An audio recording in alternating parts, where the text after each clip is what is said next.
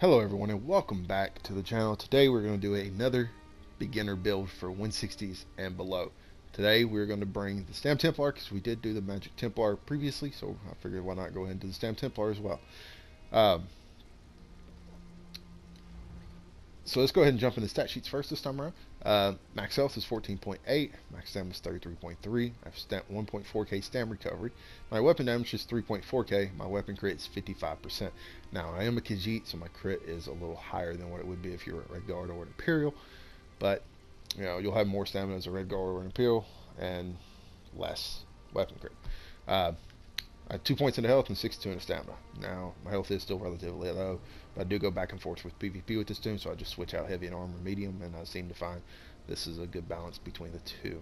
So, you can adjust it to how you like to have more health or low health, because I am running dubious. If you put on bicep food, your health goes up to around 16k, so it's just entirely up to you. And when I'm in dungeons or trials with the tank that's wearing Eben, my health is setting around right up under 17k, I believe. Boon I'm running is the Warrior. As you see, my anniversary XP buff is about to wear off.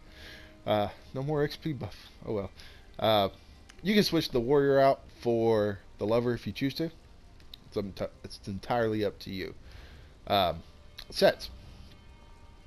Now, first, I'm running 4 pieces of daggers of Night Silence. I'm running a sharpened dagger and an axe infused. Now, if you can get a Nern dagger, you know, by all means, if you have the resources, you're more than welcome to do it.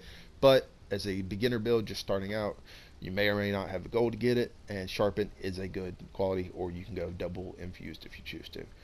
Um, Now, what Night Silence does, I run a dagger with a poison damage enchant, an infused axe with a weapon damage enchant, and then I run an infused bow with a weapon damage enchant. Now, what Night Silence does, gives you max stamina, stam recovery, and weapon crit. All very good for a Nightblade, or for any stamina character, not just a Nightblade, but Templar as well. Um, Run a medium helmet, medium shoulders. Now, the second 5-piece set, or I guess really the only 5-piece set that I'm running, is Honey's Rage. I'm running a heavy chest, so that way it gives me more protection, divines, max stamina, everything, and then, you know, boots, legs, gloves, waist, shoulders, and head. All medium, all divines, all max stamina. Now, you can also increase your health a little bit by putting like a max health enchant glyph on your helmet if you choose to. But Hunting's Rage, what it does is it gives you weapon crit, max stamina, weapon crit, and weapon damage. Again, all very good. Now, jewelry, I'm running 3 pieces of agility with 160 weapon damage enchant, which is the Rikuda. So, again, no Kuda. What agility does is it gives you max stamina, 1400 max stamina, and it gives you 186 weapon damage. So, you can put Rikudas on here. You can, by all means, if you have Kudas, I think they're like 5k a piece on the NA PS4 server. So, you can find them cheaper than that too if you shout in zone chat. You can find them for 4k or so. You could put 174s on here. It wouldn't hurt nothing.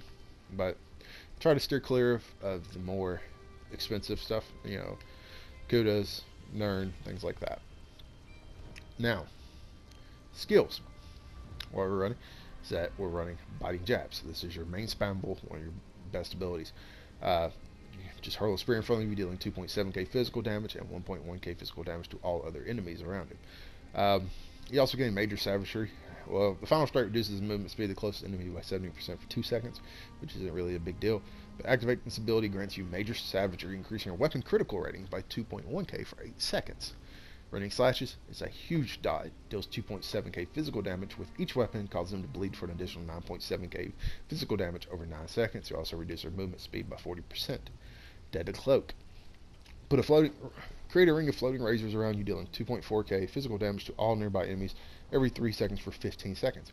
The razor shields you from shrapnel, reducing the damage you take from area effect attacks by 25%. Now, you want to keep this up at all times. It will definitely save you in just about any circumstances.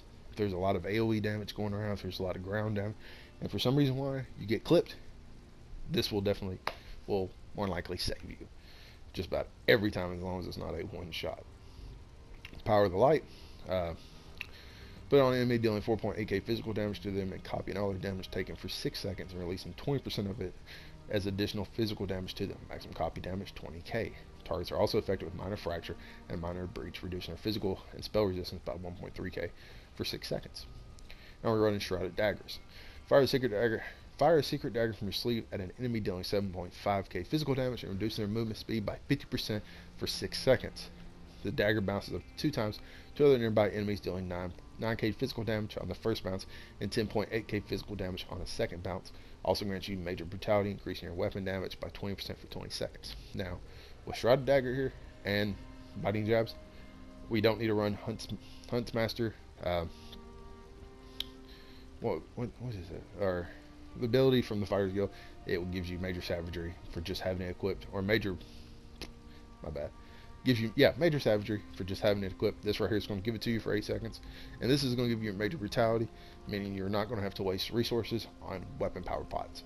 If you have them, then you can definitely change some things around on the bar here and run it. Now, Flawless Dawnbreaker. Arm yourself with Meridia Sacred Sword, Dispenser Retribution, dealing 12k physical damage to enemies in front of you, an additional 11.7k physical damage over 5 seconds, while slide your weapon damage is increased by 5%. Don't worry if you do not have your Fighters Guild at level 10, just replace this with Crescent Sweep. It'll work just as well. You know, you're going to lose some weapon damage, but you're still going to deal a lot of damage. I've had this Crescent Sweep hit for 22k, 23k. It's definitely nice.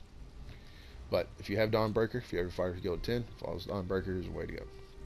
Also, if you have, so back bar. Poison Injection deals 5.2k poison damage and additional 8.4k poison damage over 10 seconds. The damage over time deals up to 260% more damage to enemies under 50% health. Endless Hell, launch a multitude of arrows in the sky to rain down, dealing 1.3k physical damage to enemies in the target area every 0.5 seconds for 10 seconds. Rearming Trap. Set a sharpened blade trap at your location, which takes 1.5 seconds to arm and lasts for 1 minute. When triggered, the trap deals 2.9k physical damage and an additional 6.6k physical damage over 6 seconds. Mobilizes the enemy for 6 seconds and guarantees you minor force, increasing your critical damage down by 10%. After being triggered, the trap resets and can be triggered 1 more time. Restoring Focus. This is basically just going to give us major resolve, major ward, increasing your physical and spell resistance for 5.2k. You also gain minor vitality and minor protection, increasing your healing received and 8% by 8% and reducing your damage taken by 8%. And this stays for a very long time. It stays for 18 seconds on the ground and another 8 seconds after it goes away. So this is up 26 seconds, pretty much. Repentance. When their body's on the ground, you pop it, heals you for 2.9k health and the rest of your group for that. But it only restores stamina to you, 2.9k stamina to you for each corpse in the area. While slotted, you gain minor fortitude, minor endurance, minor intellect, increasing your health, stamina, and magic cover by 10%. Now, if you have Caltrops, I'd replace this with Caltrops. And if you're using weapon power pots, take this off, put Repentance on the front bar. That's what I would do, and then run Vigor on the back bar if you have it, or whatever else you feel comfortable with. You could take this off, put Caltrops here, put Repentance here, and then just keep this anyways. Back bar, Ballista. Summon a turret to unleash a barrage of arrows at an enemy, dealing 58.1k physical damage over 5.2 seconds. Essentially, set that down and you go. So let me run down here real quick to a dummy so we can see how much damage we have fully buffed. See my bear house. I got this and haven't really done anything to it. Oh,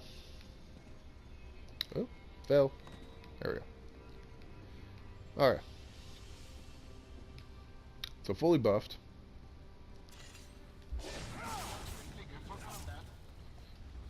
We are looking at 3.9k weapon damage and 65 crit. It's very nice. It's definitely, it works out really well for most dungeons and allows you to do a lot of content. Again, I wouldn't recommend it for ruins or anything like that on vet, but every other dungeon I've had no trouble with. City of Ash 2, this ran pretty well in it. I didn't really have that much of a trouble with it. You know, a little bit. Damage fell a little off, but it was definitely nice. Champion points wise, got 26, and I got Warlord here. But again, starting out, you're going to want to focus on Mooncalf and Tenacity. more, and then just kind of stick it around to where you feel comfortable with. And make sure you're keeping it as close as you can to the whole percentage. Anything over that is just wasted. Um, Physical expert, increase the damage of your light and heavy attacks. Master arms, I like master arms more on the stamina than I do the magic, because this is definitely increases the damage of your biting jab by a lot. And if you're wearing Celine's, it will increase that damage as well. But precise strikes, piercing, mighty, want to focus on these, and then throw some in master arms. Just wherever you feel comfortable. Hardy, elemental defender, the same. When you're starting out, you want to focus more on those, and then bounce around to where you feel like you need it the most. Whether it's quick recovery, bastion. Don't really have any damage shields, but I have it there for, when you get those shields and trials. So yeah, but that is a good, solid beginner build. All this stuff, creating it for you.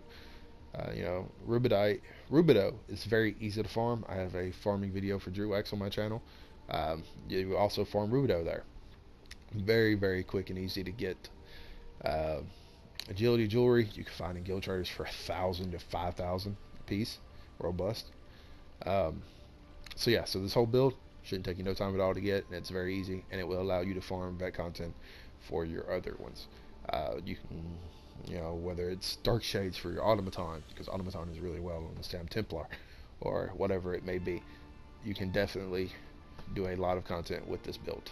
So anyways, as always, thank you for tuning in, and until next time.